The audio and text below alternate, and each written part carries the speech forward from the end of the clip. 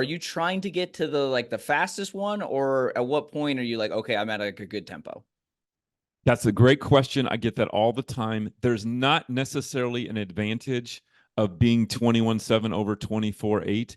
If you are, let's say, like 36.12, we don't have tones for that. You definitely need to get down to 30.10 or below, and you will hit the ball farther. You'll Hmm. definitely gain speed because you're just taking too much time. That's pure physics.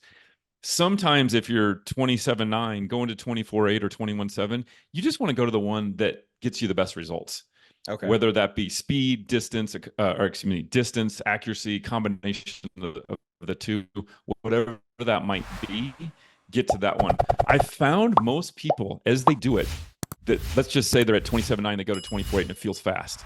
You do that for 20 minutes. Well, guess what? You're ready for 21.7. You can do it. Everybody can swing a little bit faster. And then once you do that, kind of get your feel. And I like to, I'm real into launch monitors. I think they can be very helpful, especially when you're practicing. And I really believe that like get the tones out, get it on your launch monitor, and see which one's getting you the best speed. Or you know when you go to play or hit balls if you're hitting it more solid or whatever that might be. And so part of the tour tempo journey, if you will, is trying the different tempos. I've gotten to where I'm so dialed in on 21.7 that even me, like the guy that basically invented this thing, if I go to 24.8, I almost can't do it. Hmm. So when I film videos a lot of times and I have to do 27.9, I have to do it as a practice swing because it just I've got 21.7 dial. Like if you made Rory and McIlroy swing 27.9, I guarantee it would he would hate it. Like Yeah. absolutely hate it. Yeah, So so that's that's what I like that's too. the answer there. Yeah, it just gives you that feedback, right? Like there's, a lot of training aids, there's a lot of gadgets, there's all kinds of launch monitors, there's so much stuff out there, but I love just the simplicity of this. Like this is right there. You have your headphones in, or if you're in a simulator by yourself, you can, have it out, but it's so easy to apply. You can either have the tones or you can have the voice. What is the so say someone's like absolutely Mike, I know I need to speed it up. I'd say 80% of the people probably listening, right? That's them. So they 90. download the app. 90, right? Exactly. We got wicked smart golfers here though, so maybe That's right. Rick and maybe Smart, they're already, yeah. yeah, they're above the curve. But so they download the app, and then what's the frequency? Like how often should they do this? Should they do it while hitting balls, while doing practice swings, before rounds? What's like your recommended protocol? More great questions. And there is no cut and dry answer on this one. I think it depends on how much the person practices, depends on how much the person plays. I think the number one thing, and maybe, you go out and get the Tour Tempo frame counter app, that one's free.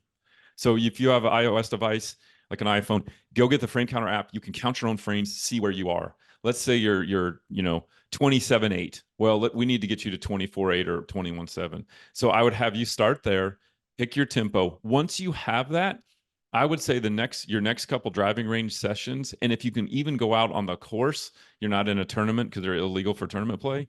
But definitely on the driving range, start using when you're warmed up on your full swings, use them with every club in the bag. And it's really great for your brain and body to only have one tempo on a full 8 iron and a full driver. It just, like you said earlier, simplify. We got to simplify this game. It can get so complicated. And we all love to like think about all these different things, how we can complicate it. But when you go to hit, you need to simplify. Once you've been a user and you've been dialed in and you understand your tempo, um, then I think you should try to get into some things where you hit a couple balls with the tones, a couple balls without. Um, Maybe even, and it's hard to do as you get more grooved, but switch tempos. Um, just to mix it up, but go always know that you're going back to your tempo. Um, and then one thing I think we should talk about, because you picked up the tones quickly, some golfers do not. So I highly recommend a pre-shot routine where you waggle and step in with those tones.